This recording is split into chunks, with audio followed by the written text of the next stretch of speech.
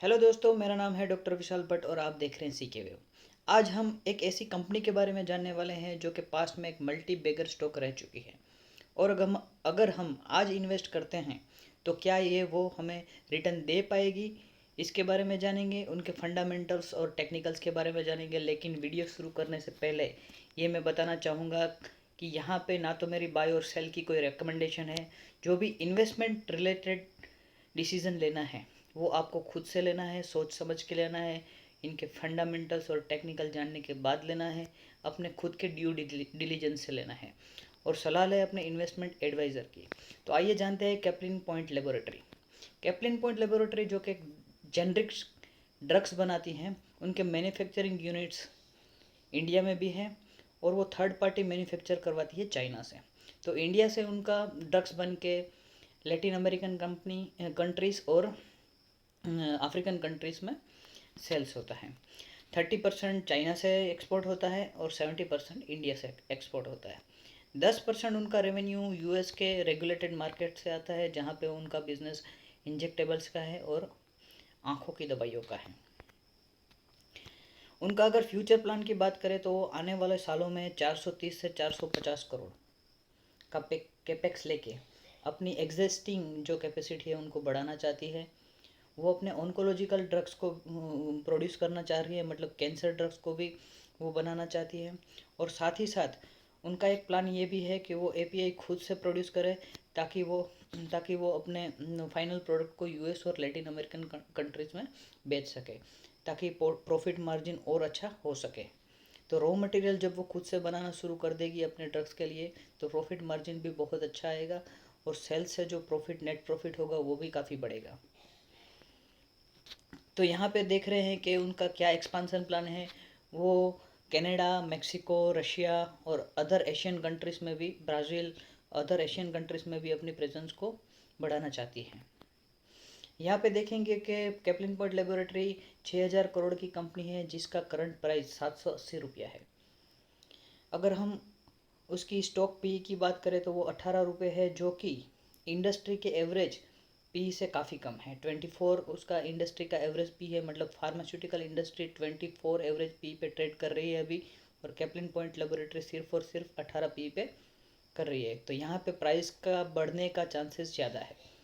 एक बहुत ही अच्छी बात है जो कि बहुत ही इम्पोर्टेंट है, बहुत ही कम कंपनीज अपने आरओसी और आरओई, मतलब रिटर्न ऑन कैपिटल एम्प्लॉयड और रिटर्न ऑन इक्विटी को 30% से ज़्यादा कर सकती है।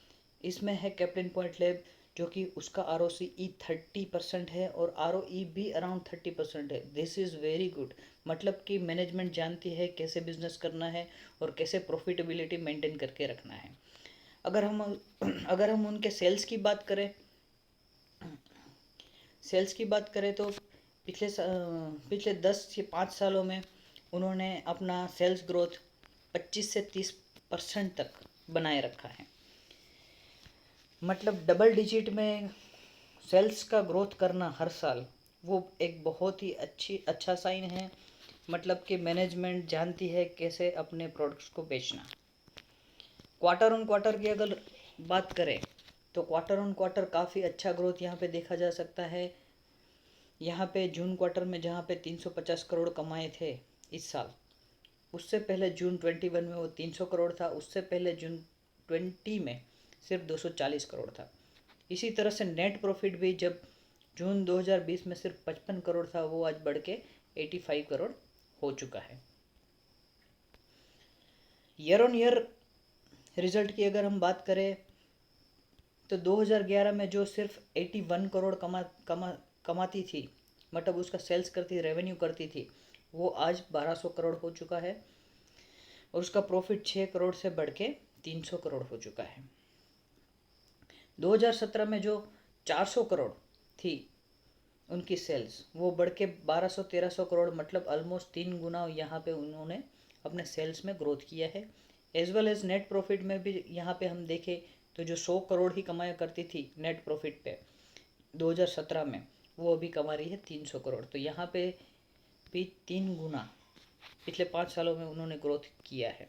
यहाँ पे देखिए इंटरेस्ट कुछ भी पे नहीं करती, मतलब ये एक डेट फ्री कंपनी है और अगर वो अपना ग्रोथ करना चाहिए चाहे खुद से, तो डेट लेके भी अपना ग्रोथ कर सकती है। देयर आर मोर चांसेस कि वो अगर अपना कैपेक्स कहीं से लाना चाहती है तो बैंक लोन से भी अपना सेल्स का ग्रोथ कर सकती है, अपना बिजनेस को ग्रो कर सकती है। तो सेल्स ग्रोथ हमने ऑलरेडी देख लिया, 25 से 30% का उनका सेल्स ग्रोथ है।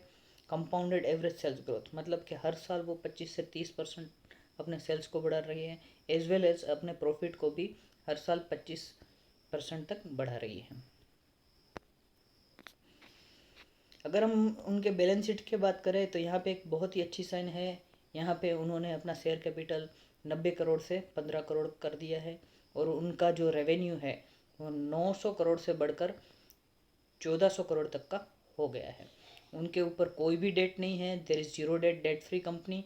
उनकी फिक्स एसेट यहाँ पे 300 करोड़ की है, वो अच्छी बात है। और हमने देखा कि वो 400 से 450 करोड़ और लगाना चाहती है, अपनी कैपेसिटी को इंक्रीज करना चाहती है, जिससे कि सेल्स और 2 से 3 गुना हो सकता है, एज वेल एज प्रॉफिट भी उस हिसाब से बढ़ेगा, तो उसकी प्राइस भी बढ़ेगी। शेयर होल्डिंग पैटर्न की बात करूँ तो यहाँ पे एफआई और डीआई इस दोनों ने अपनी होल्डिंग्स बना के रखी है। अब उनके टेक्निकल चार्ट्स की अगर बात करें तो 2017 में कैप्लिन पॉइंट का मार्केट प्राइस 780 था, और आज भी 780 के करीब है। मतलब कि उन्होंने 5 सालों में कोई भी रिटर्न जनरेट नहीं किया है। तो 2017 में जो 400 करोड़ का सेल्स किया करता था, वो बढ़ के 3 गुना बढ़ के 1200-1300 करोड़ हो गया है। और प्रॉफिट भी उनका 100 करोड़ से बढ़ के 300 करोड़ हो गया है 2017 की अगर कंपैरिजन की जाए। तो यहाँ से 780 से प्राइस बढ़ने का पूरा पूरा चांसेस है, मेरा ऐसा मानना है। ये है टेक्निकल चार्ट। यहाँ पे हम देख रहे हैं कि यहाँ पे अब मैंने एक ट्रेंड लाइन बना के रखी है, जो ट्रेंड लाइन को कैप्लिन पॉइंट लैब ने रिसेंटली ब्रेकआउट किया है। यहाँ से वो अब आगे बढ़ सकती है, और यहाँ पे जो स्लोपिंग डाउनवर्ड मूवमेंट्स देख रहे हैं वो आगे जाके यहाँ पे टच कर जाएगी, जो कि उसका लाइफ टाइम हाई है 1040 के करीब।